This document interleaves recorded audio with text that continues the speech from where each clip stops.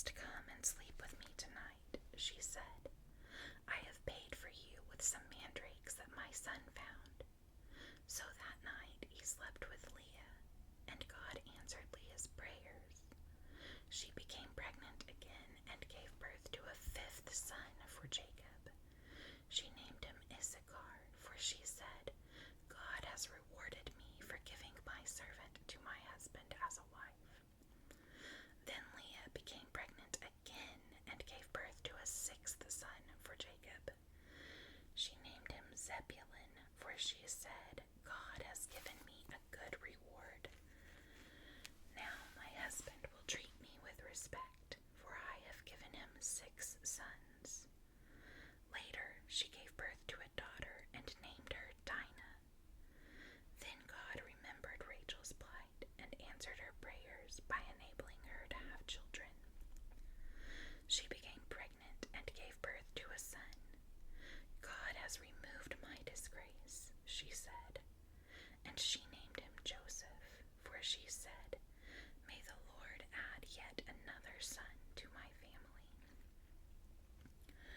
Soon after Rachel had given birth to Joseph, Jacob said to Laban, "Please release me so I can go home to my own country.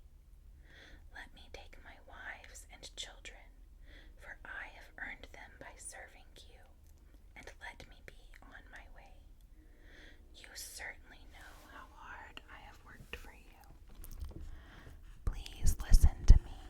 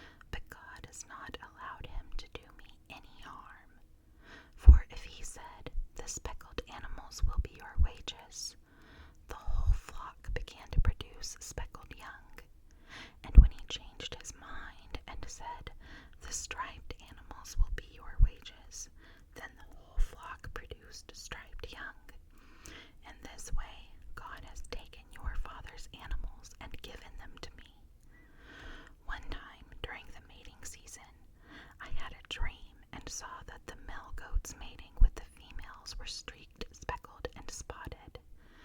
Then in my dream, the angel of God said to me, "Jacob," and I replied, "Yes, here I am."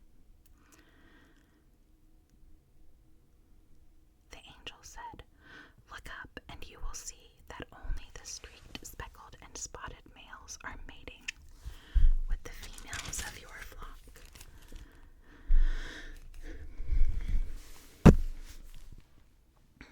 For I have seen how Laban has treated you. I am the God who appeared to you at Bethel, the place where you anointed the pillar of stone and made your vow to me. Now get ready and leave this country and return to the land of your birth. Rachel and Leah responded, "That's fine with us. We won't inherit any of our father's wealth anyway. He has reduced our rights to those of foreign women. And after he sold us, he wasted the money you paid him for us. All the wealth God has given you from our father legally belongs to us and our children. So go ahead and do whatever God has told you." So Jacob put his wives and children on camels, and he drove all his livestock in front of him. He packed all the belongings he had acquired in Padan Aram and set out for the land of Canaan, where his father Isaac lived. At the time they left, Laban was some distance away, shearing his sheep. Rachel stole her father's household idols and took them with her. Jacob outwitted Laban the Aramean, for they set out secretly and never told Laban they were leaving. So Jacob took all his possessions with him and crossed the Euphrates River, heading for the hill country of Gilead. 3 days later, Laban was told that Jacob had fled. So he gathered a group of his relatives and set out in hot pursuit. He caught up with Jacob 7 days later in the hill country of Gilead. But the previous night, God had appeared to Laban the Aramean in a dream and told him, "I'm warning you, leave Jacob alone." Laban caught up with Jacob as he was camped in the hill country of Gilead, and he set up his camp not far from Jacob's. "What do you mean by deceiving me like this?" Laban demanded. "How dare you drag my daughters away like prisoners of war? Why did you slip away secretly? Why did you deceive me? And why didn't you say you wanted to leave? I would have given you a farewell feast with singing and music, accompanied by tambourines and harps. Why didn't you let me kiss my daughters and grandchildren and tell them goodbye? You have acted very foolishly. I could destroy you, but the God of your father appeared to me last night and warned me, 'Leave Jacob alone.' I can understand your feeling that you must go and your intense longing for your father's home, but why have you stolen my gods?" "I rushed away because I was afraid," Jacob answered. "I thought you would take your daughters from me by force. But as for your gods, see if you can find them, and let the person who has taken them die. And if you find anything else that belongs to you, identify it before all these relatives of ours, and I will give it back." But Jacob did not know that Rachel had stolen the household idols. Laban went first into Jacob's tent to search there, then into Leah's, and then the tents of the 2 servant wives. But he found nothing. Finally, he went into Rachel's tent, but Rachel had taken the household idols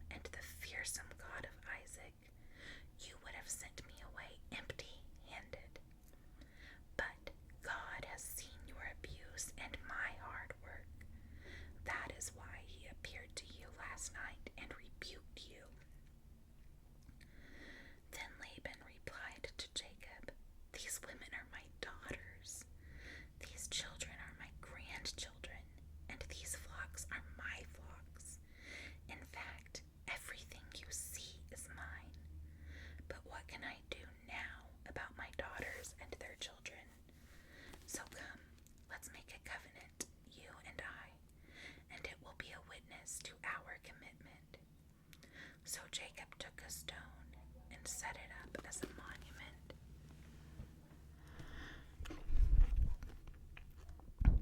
Then he told his family members, "Gather some stones." So they gathered stones and piled them in a heap. Then Jacob and Laban sat down beside the pile of stones to eat a covenant meal. To commemorate the event, Laban called the place Jagar Sahadutha, which means witness pile in Aramaic, and Jacob called it Galid, which means witness pile in Hebrew.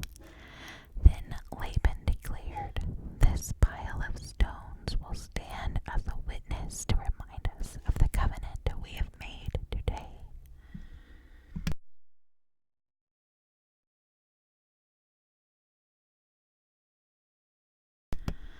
This explains why it was called Galid, witness pile, but it was also called Mizpah, which means watchtower. For Laban said, "May the Lord keep watch between us to make sure that we keep this covenant when we are out of each other's sight. If you mistreat my daughters, or if you marry other wives, God will see it even if no one else does. He is a witness to this covenant between us." "See this pile of stones," Laban continued, "and see this monument I have set between us. They stand between us as witness of our vows. I will never pass this pile of stones to harm you, and you must never pass these stones or this monument